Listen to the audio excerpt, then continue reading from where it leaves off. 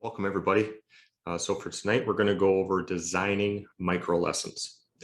Big thing before we're getting started is it really doesn't matter if it's 10 minutes or if it's 8 hours. The process here that we're going to cover is the same. The biggest difference is going to be really honing in on that one or two things just because time is so condensed, but the process is going to look the same. So as we get going, I'll give you a quick overview of what to consider while we're planning and preparing, and then I'll give you an example 10-minute lesson related to focus. So let's get started.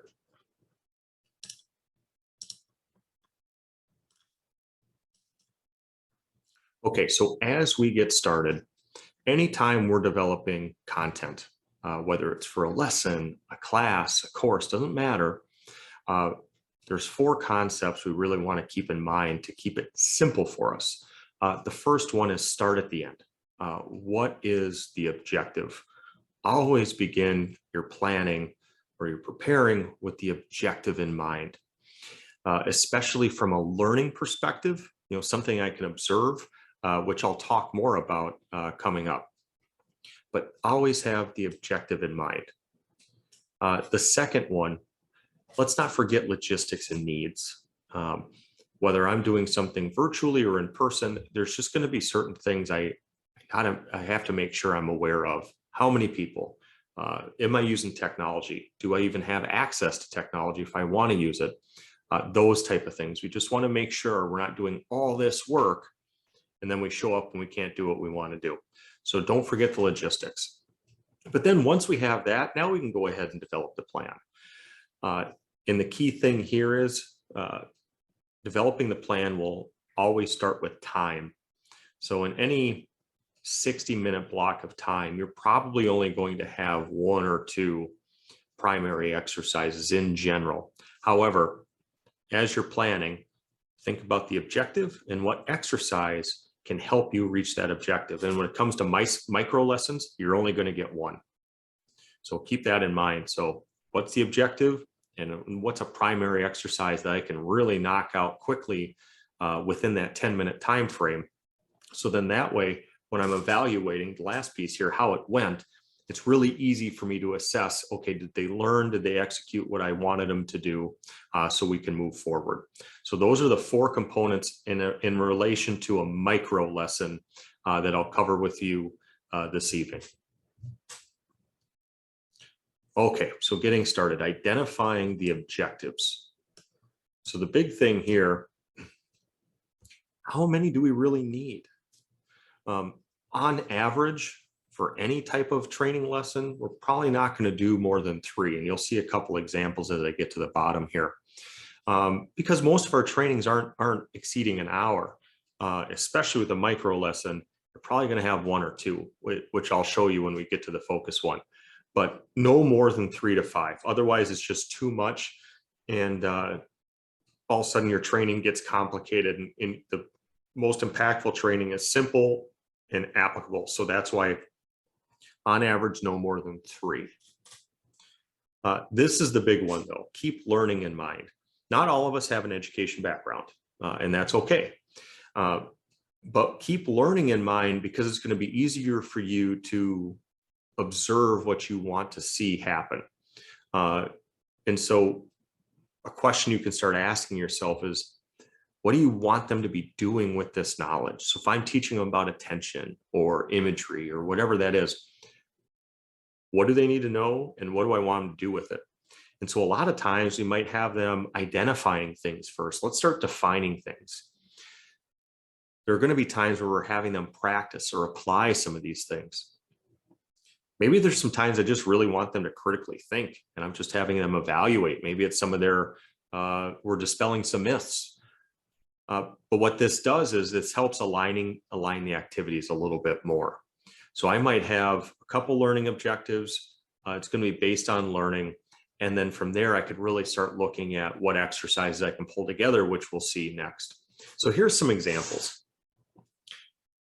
So here's an example of a 60-minute training with 3 objectives and looking at imagery and routines. So participants they will walk away with developing their own pre-performance routine.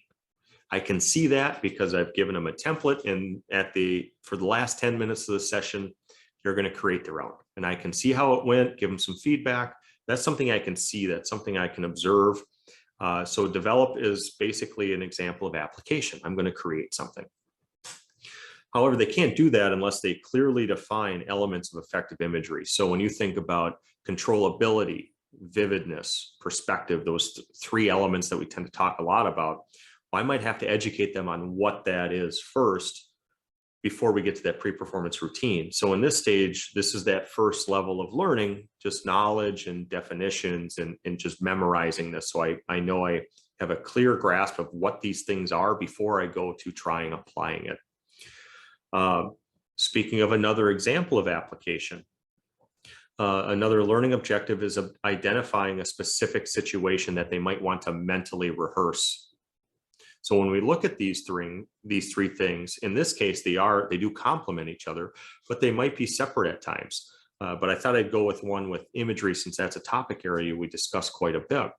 So this is not in order, but if it were to go in order, we're going to clearly define the elements of effective imagery. 2, I'm going to have them identify a specific situation. So that way it's simple. We got to start with one thing before we can start applying it to more things. So let's identify a specific situation, and then let's create a routine for it. So in this case, I already gave it to you. One of the situations is pre-performance. So they're developing a pre-performance routine. But that's the example then of how to identify objectives, and they're described in a way where I can watch it happening right in front of me. So then that way, if I quiz them at the end and they can't clearly define it, then the learning objective wasn't met. So that's a way I can quality control what I'm doing. And that's outside of any type of assessment, so mindset assessment. We're just talking strictly from a learning perspective when it comes to developing a training. So here's some examples of logistics. I'll be brief on this one. Bottom line is just don't forget them. But time is one of the biggest ones. How much time do you have? Because time will dictate how many activities you can do. The setting, once again, how many participants? Is this a physical location? Because this helps me with the delivery method. If I have enough space, then maybe I can do a lot of small group activities. If I don't have a lot of space, then maybe I got to keep all these activities as one large group. It helps you with how you want to deliver and have them work through some of these activities. If you're on Zoom, we now have the capabilities to do breakout rooms, so then you can get creative with how you want to do that.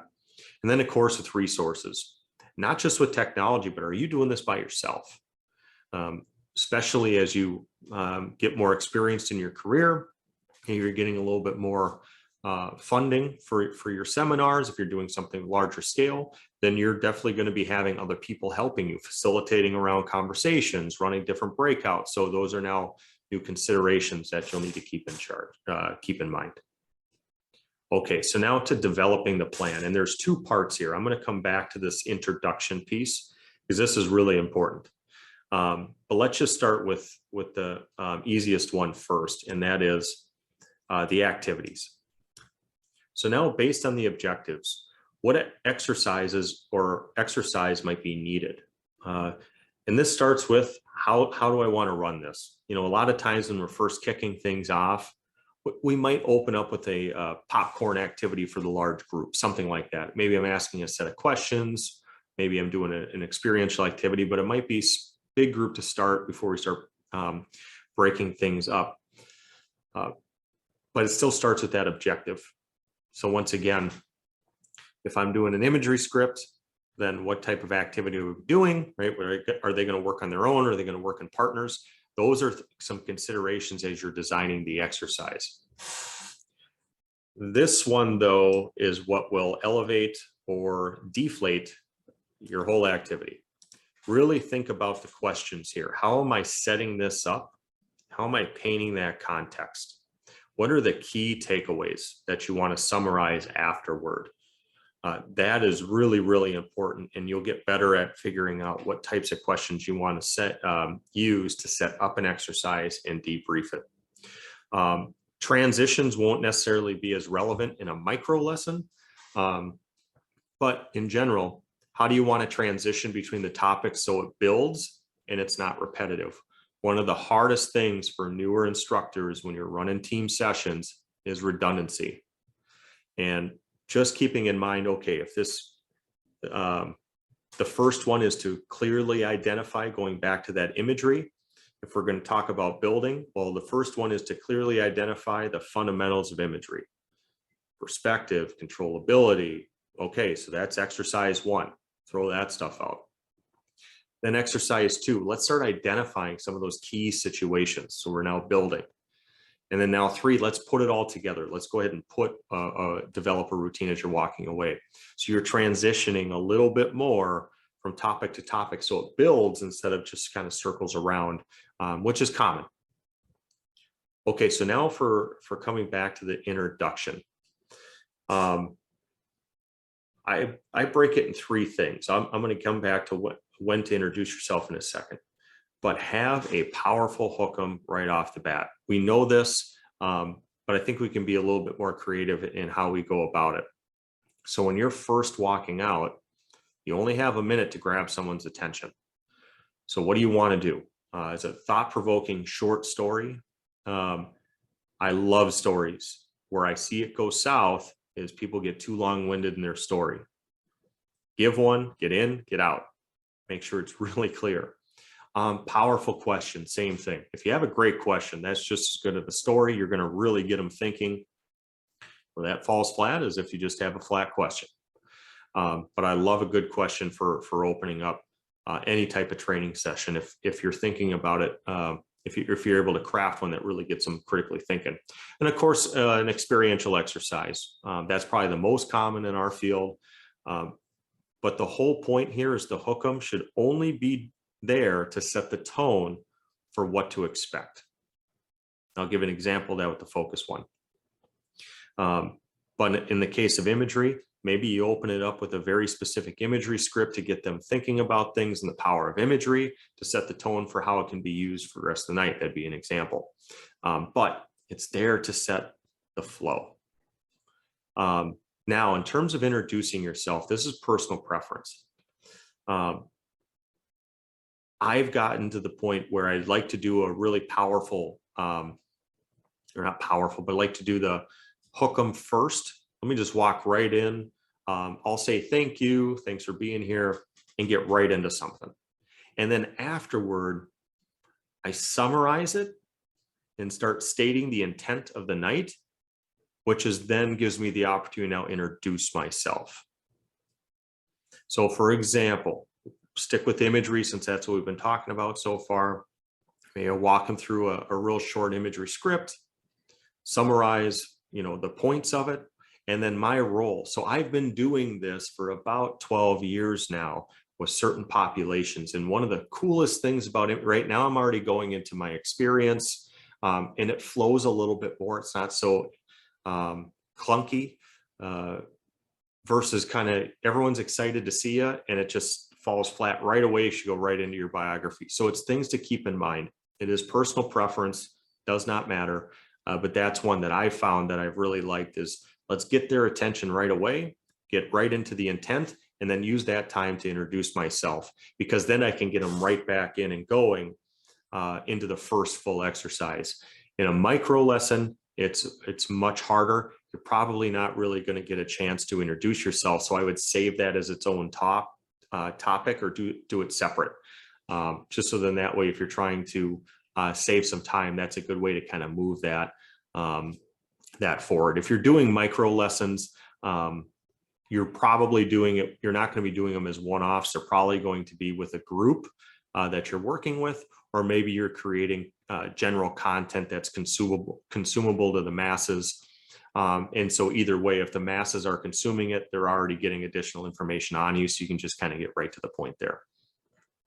And to put this all together, here's an example of the flow. So I got a quick hook 'em, quickly summarize it and state the intent of the session, quick introduction of myself and my role here, and then transition right to the first full activity. That's if you're doing a more traditional one.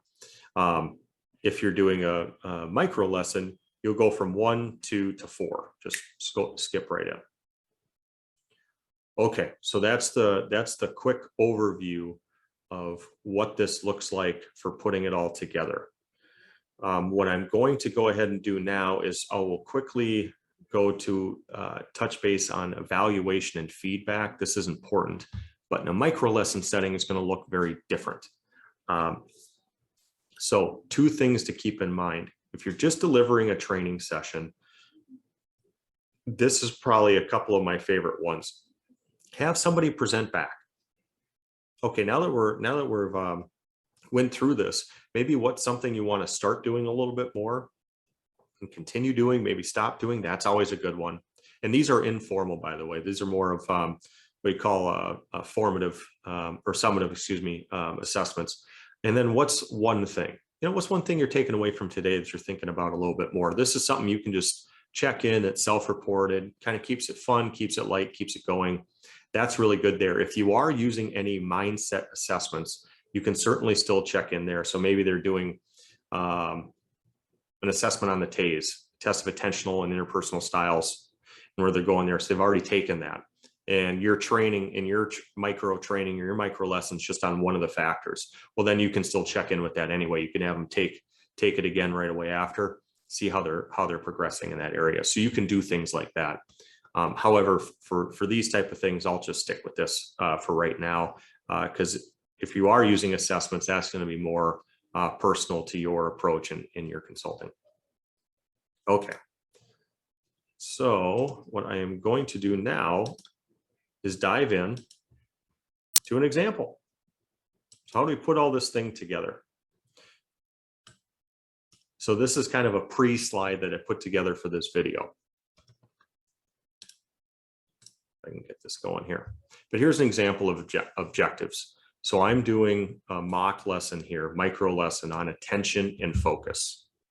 So participants will understand 2 basic principles of our attention. That's one of the objectives. Participants will also identify 2 to 3 key situations where composure might be most critical for their performance. That's it. It's a short, concise micro lesson. So let's get started. So when it comes to attention and focus, what do we need to know? Here's what I'd like you to do. So we get started.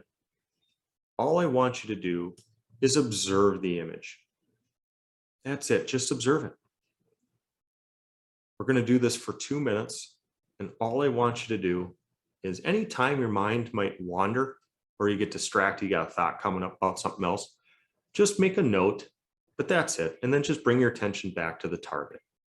Time is yours.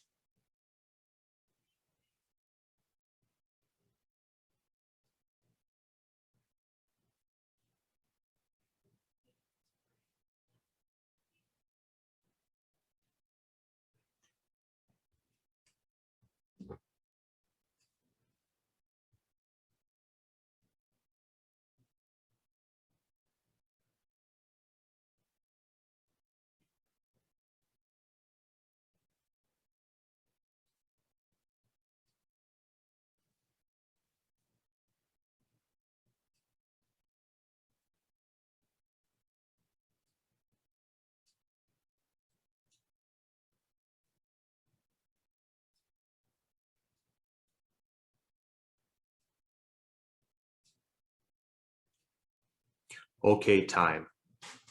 So before we do anything else, how many of you noticed that your mind wandered once, twice, 3 times, over 5? Okay, so in that exercise, we're going to break roll for a second. The reason I like to ask that is our mind's always going to wander, right? So I like to get them right away. What was your experience? So after we start discussing that, Say, okay, our mind wandered. So what did you notice? Now we're back in roll here. So what did you notice while you're trying to observe that? What was that experience like for you? This is where some people might say things like, well, I started getting a little bored, or I felt distracted, or it was pretty easy. So based on their answers, I'll facilitate it from there. So if I'm summarizing this a little bit, so how many of you found it pretty easy to bring your attention back? Okay, yeah. Why do you think it was easy to bring it back? What did you notice? And we'll just continue that dialogue. But here's the point. Why am I asking you all this? Why do we go through this exercise? When it comes to our attention, our brain is designed to do two things. It is really good at focusing. It likes really clear targets, but it also wants to jump around. It's kind of like ADD. And this is all because of how we were hardwired way back in the day.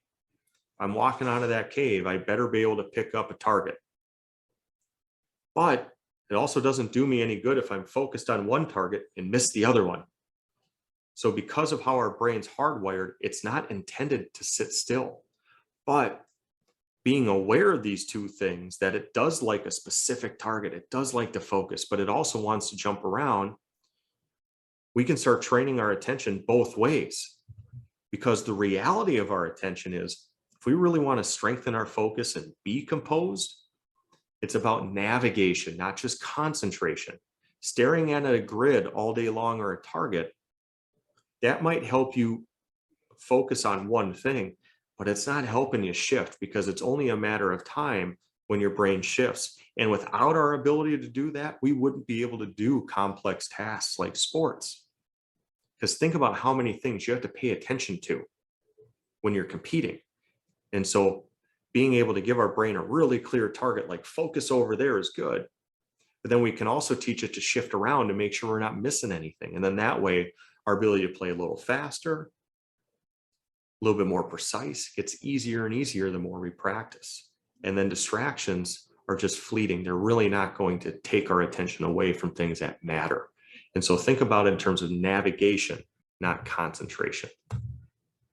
So as we get started, so we'll be diving into training both our ability to have clear targets, clear intentions, and also how to shift.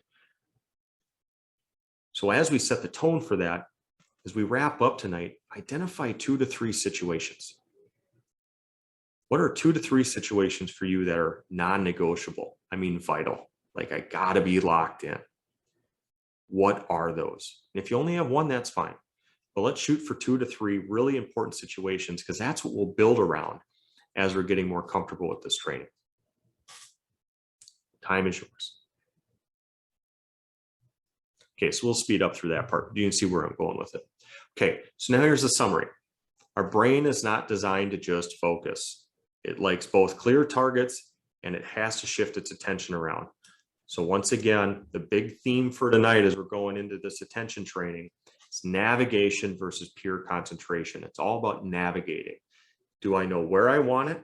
And then can I shift it when I need it? Where I want it, shift it when I need it. And that's the 2 principles we'll be building as we go forward. Okay, so that one actually was pretty brief. I think that was about 8 minutes, but you can see how quick it's really got to be in a micro lesson. So that one was just an introduction. Once again, the 2 objectives, individuals will understand 2 key principles around our attention, and they're going to start identifying 2 to 3 situations that they really want to maintain their composure in while they're competing. But that's it in a nutshell. When it comes to creating content, always starts with the objective. I'm going to go ahead and pull the screen back up here.